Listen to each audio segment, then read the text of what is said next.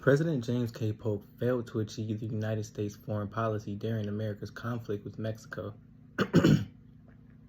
President James K. Polk was an avid believer of manifest destiny, the idea that America is destined by God to expand its domination and spread democracy across North America.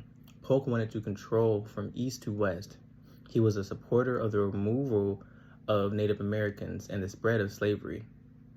The nation of Mexico has had its own territory and ideologies, as does America. So how does Mexico threaten our well-being? Polk sent John Slidell to Mexico intending to negotiate the purchase of their territory. Mexico had refused, and this angered Polk. Polk had claimed American blood had been spilled on American soil, and I asked the question, where? Polk had claimed that America had approached Mexico with a respectful proposition, and they were met with utter disdain and violence. Polk even talked about the past disagreements between Mexico and America, claiming they must be settled. If Mexico had attacked America, war would be justified. But due to the complicated border and territory issues, the nations were not in agreement of who had control of parts of California and Texas. The American troops could have been killed on American soil, the same soil Americans claimed belonged to them. Mexico had declined America's offer, fought American troops on their own soil, and had a different ideology than America. Many Americans didn't agree with the United States attacking Mexico, and many had doubts about Polk's legitimacy of the war.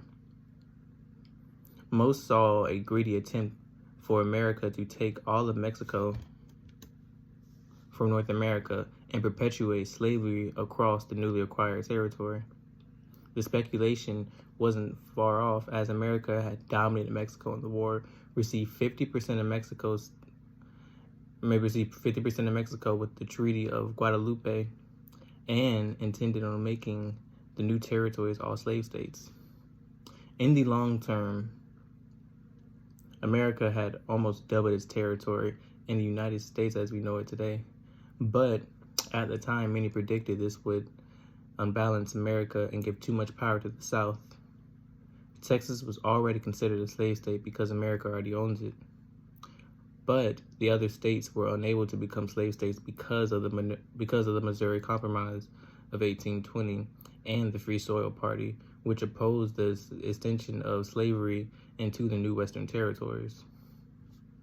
These events led to the South splitting from the North, and a bloody civil war would ensue because of the economic and ideological differences between the North and the South.